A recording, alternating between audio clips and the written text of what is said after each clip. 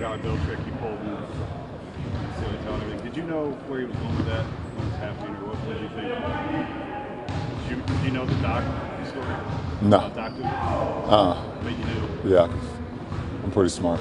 Does that do anything for you guys as players? Absolutely. Absolutely. It gives us an incentive to, at that point, to get back there, so, and we got back there. We didn't get our money back, though. I'm still looking for my money from him, so I didn't get mine back. He told us the most important people got their money back. I know I'm not important, so I Right after that game, were you guys at that point where you were pretty confident you were coming back? After Game 5? We still had to go home. They had beat us on our home floor, in Game 4 and, the previous year. So, we were still a confident bunch, but we still had to come home and protect home court. So, and I was fortunate enough to do that. You talked also about the puzzle you guys put together during the postseason. Those kind of things just make it that much more special, bro. Just a journey, and along the way when you're able to do something special, and like you said, we was able to do that puzzle where we had 16 pieces to make the state of Ohio and the trophy, 15 pieces for the players and one for the head coach, and it was great that the last game, went to the head coach. We was able to finish off the puzzle the right way. So, it's definitely something that when you're done with the game and you can look back on, and obviously in the record books you'll say that we're champions in 2016, but you can remember stuff like that from that championship run. Ron, how many times have you watched Game 7? I don't know, a couple times. It's come on TV, on NBA TV throughout the summer, and I've caught it a couple times, but I haven't T-voted or recorded or something like that to go back and watch it. When you watch it, is it with an analyst eye or with an enjoyment? Well, both.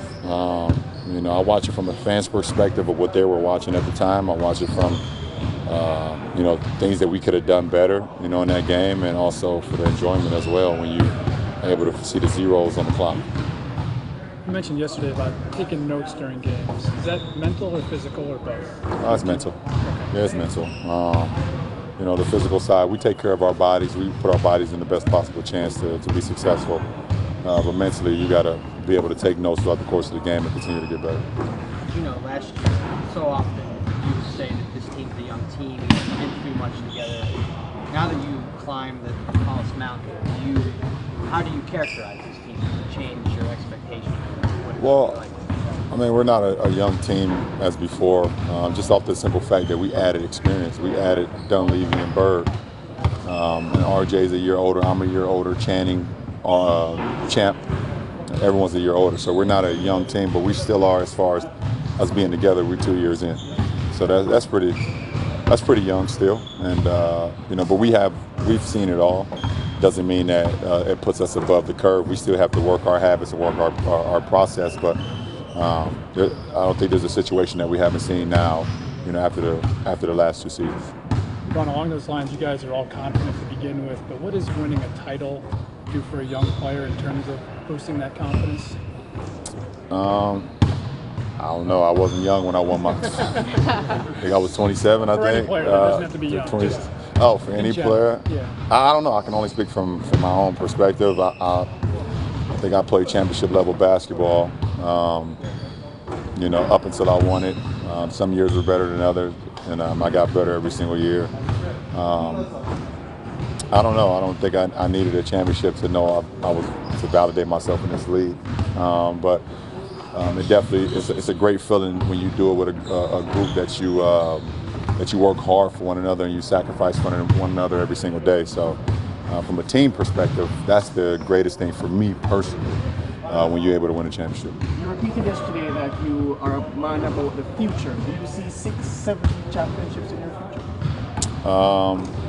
No, I don't do that anymore. Last time I did that, everyone wants to make it a headline about ranking off how many championships I'm going to win. For me, it's just about, maximizing each season, going on, playing my game, leading this team, and at the end of the season, see what happens. So, nothing is obviously nothing is promised, and we just have to earn our way once again for another season. Are you already satisfied with your place in basketball history? What? Are you already satisfied with your place? I'm not answering that. What's your reaction to? By you even asking me a question like that is crazy. What's your reaction to the news out of Miami yesterday with Chris Bosh? I don't know. I stand behind my brother Chris, and the most important thing is his health. But whatever decision he wants to do and go forward, I'm all for it. I support him in any way, shape, or facet. Obviously, we all know it's probably a difficult situation for him, and I was pretty surprised a little bit to hear that he was just like, the team was just done with him. Them to come out and say it, but I haven't. It's not like I've been there to know exactly what's going on in the interior. So I've only seen it from the exterior, like the rest of us. So I just wish the best for him, and he has my support. He's sharing his story on your platform uninterrupted. And obviously, you guys have been teammates in the Olympics in Miami and stuff like that, All-Star games. Did that cause you guys to reconnect with summer at all? We've never disconnected. Right. But he had a vision, and we were excited about his vision and happy that we had the platform to help his vision come to life. So it's written, directed, and everything by Chris Bosh, and we stay there. We're just the platform that he's using. Everybody knew Kobe was leaving, but to lose Duncan and Garnett kind of somewhat unexpectedly, I guess. Right. Does it feel like an era has ended in the NBA, or just? Nah, it feels like our era is next. That's what it feels like. Me, Wade, Melo, Bosh, we're next. We on deck. That's what it feels. Yeah, we on deck. We're the next group behind those guys. I mean, if you look at it seriously, we're the next group. So that's one of the first things that I thought about. Like, once Dirk and Vince and Paul Pierce decide to go, we're next. So you just don't take it for granted. Every time we come out here, we talk to you guys, we step on the floor, we gonna play this game, we love it. But we on deck. If you're on deck, does that mean that your very best personally is behind you? No. That's insulting. A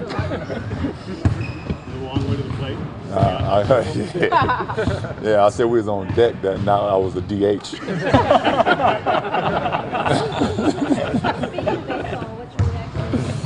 That's phenomenal. Congratulations to him. I didn't get a chance to socially put anything out yesterday.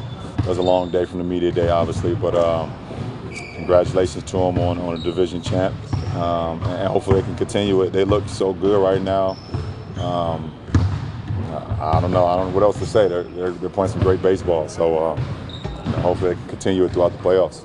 Did what you guys did alleviate stuff that they have to deal with and whatever's going on the grounds, but in time, just to be, no one has to answer about the crowd anymore. No, I mean we have the best sports fans in the world.